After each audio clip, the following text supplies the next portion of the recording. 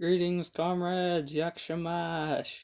How you doing? So today, I'm gonna be doing a video. Well, it's kind of a makeup video since I didn't upload yesterday. Um, for Storytime Saturday. Yay! So, the topic yesterday was gonna be about my Tourette's. I'm gonna explain to you guys, the story, how I cope with Tourette's and, how I deal with it and how I get through it and, how people have helped me out. Oh, one thing. If you see the hair is white, no, I'm not getting that old. Thank God. This is silver hair color I put, in my hair just because I wanted to. Either way, that's a minor detail. Today, like I said, I'm gonna get into Storytime Sunday. Well, Makeup Storytime Saturday. And then I'm gonna be reacting to something later on, a reaction video. So, my Tourette's. You guys have probably noticed quite a bit. Like I said in one of my other videos, is a neurodevelopmental disorder. That means when it's hereditary. I was born with something in my brain that makes me do weird twitches and noises. It's I was born with it. So basically I make certain sounds that, aren't most people don't consider normal, but it's normal to me. And it's they say it's a disease. I don't know if it's exactly a disease, but it's a lot rarer than some of the other diseases, and you don't notice it as much as like men as like I'm not saying this becomes about mental retardation, cerebral palsy, all that stuff. You don't really notice it unless people start making the sounds and twitches. Well, that's where we get into the story of me and basically how I've dealt with it. So it first started when I was 9 years old, and just one day I started making these loud screaming sounds for some reason. I didn't know what it was.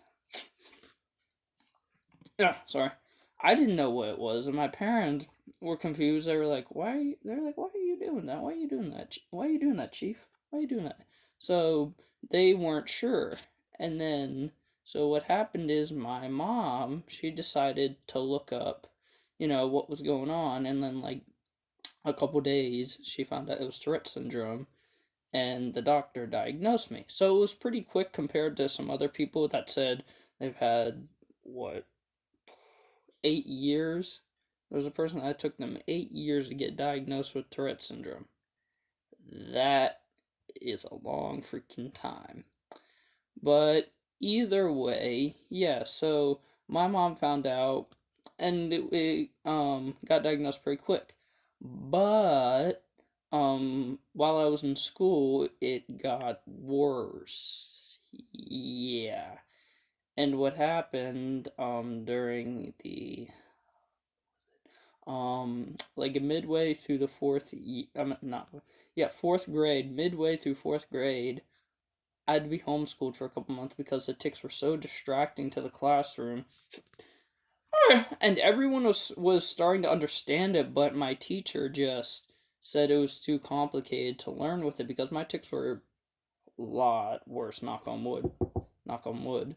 Um but yeah, they were a lot worse and a lot more intense. So my teacher had to say I had to be homeschooled for a couple of months. Eek. And so I was for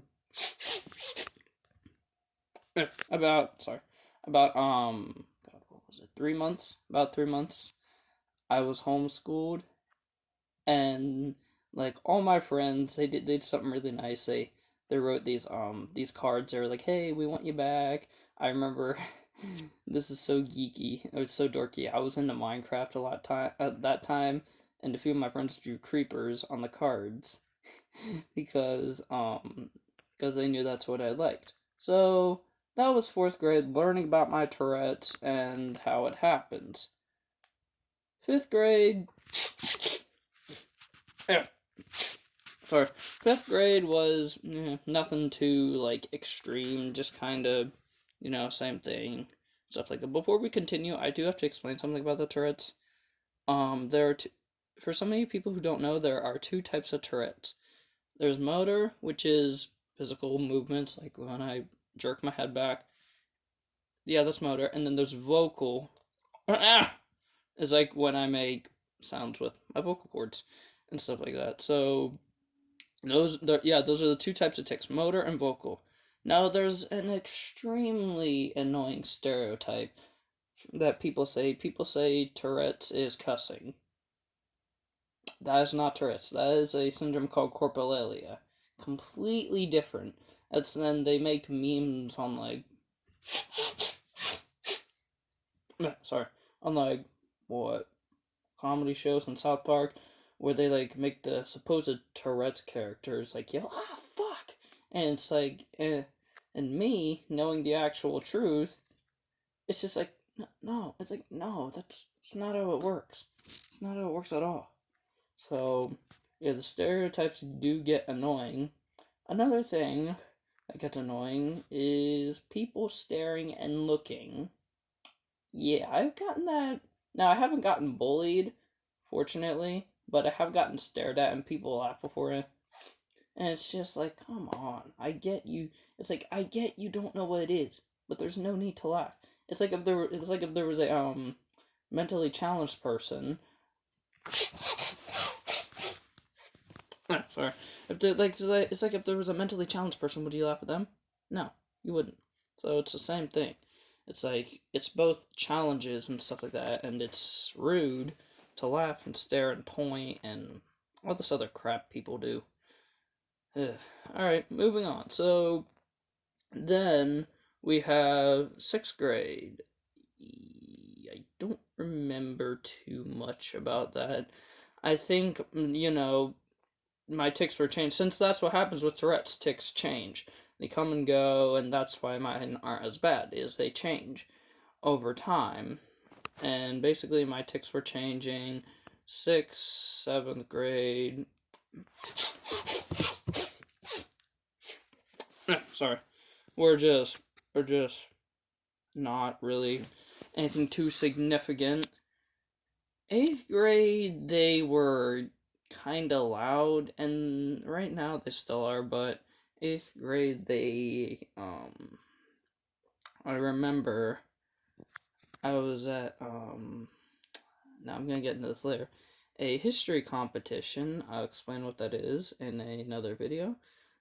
And basically, the Tourettes were really loud, and I had to step outside because I was performing. I was giving a performance to these judges because well I'll get into all the later. I was performing to not hint any specifics. I just had to perform for judges, and yeah, I had to perform for some judges, and when I was finished, I had to stand outside to not disturb anyone else. So, and then high school, they really started to calm down. They started to really like relax, not as intense. I mean, yeah, they were loud at times, but the bad side is I have these neck tics that really hurt when they're on like full auto mode, like when they're when they're like all out, like they actually hurt. Like you'll hear stuff popping back there. I thought it was bones. Someone told me they're ligaments. They're ligaments, which if you strain ligaments, it's not good. So, though yeah, that does still happen sometimes. Yeah, that was ninth grade. Since I'm gonna be a sophomore soon, school gets back in session whenever this freaking coronavirus ends. Ugh. So when this COVID ends and when school starts back up, I'm gonna be a sophomore. So yeah, so that's like that's like the most basic detailed explanation I can give about my Tourette's. If you guys have questions, leave them in the comments below. So yeah, it's definitely not easy. I remember one of my worst times. They wanted to recommend a medication for me. I don't know if it was for, now this is when I was really young, like when my Tourette's first started. Was this for, I think it was for the Tourette's, or it's when I had the minor case of ADHD. But um, yeah, actually, I think it was for the Tourette's. So I basically didn't sleep for 72 hours straight. Now I know what y'all are thinking. You're probably like, Chief, 72 hours. Yes, that was hell. That was that was just pure hell. I mean, I couldn't stop taking. It was oof. I definitely, and that's why I don't do. That definitely was not fun. But that's why I don't do medications like some of these other kids with Tourette's do. Now I'm not knocking them. I'm just saying it's not good. And also, there have been some friends I've met that have done that. It completely just screws up your mood. A lot of some of them I've met have done serious self harm. They got crazy, like crazy stuff, like their heads get messed up, and that's why, like, I've never, like, me and my parents have never ever wanted to do the meds because they just freak you up. They're really bad. So, oh yeah. Oh yeah, I do have a very close friend of mine who has Tourette's, and yeah, I met some other kids with Tourette's and got to know them so well. Like, they're really nice people. They're really nice. I appreciate the friendships that I have with them. And yeah, so basically, now you guys are probably wondering, do the Tourette's go away? Yes, they do, but there's no direct medication. There's no medication that can just do it instantly. There's something called there's like these competing response techniques I heard of and used sometimes, where basically you have to, like, for example, the breathing. Excuse me. You breathe and try to hold the ticks in. You gotta detect where the tick is coming from, and then you gotta try to stop it. That's just how when my Tourette's doctor is helping me out with, is trying to stop the tick, like, by breathing before it happens, so I can go to, like, movie theaters and stuff like that. Since, yes, it's been hard for me to go to movie theaters and stuff like that because I don't want to disturb others. I think I know. Never mind. I was about to say, I think I went to a movie once and I had to be taken out. I don't think I was actually taken out, but my Tourette's was really bad, and I had to explain it to a lot of people what was going on. So yeah, I explained it to them. It was just hard for me to go through the movie. That was a couple years ago though. So yeah, it's the Tourette's journey I've had definitely is definitely a rough patch. It's definitely rough, especially with how bad it can get sometimes. With certain things like stress, anxiety, that worsens it a lot. That worsens the Tourette's a lot, so I definitely have to be aware of that and keep my stress down so I don't have a flare up on my tics. Since, yes, they can get bad. Now, I'm not doing them right now, besides a few times. That's because what helps me is focus. Just focusing on something and not letting your mind think about the tics. That's what helps me personally. And it has benefited me before, and it still does. Still does benefit me.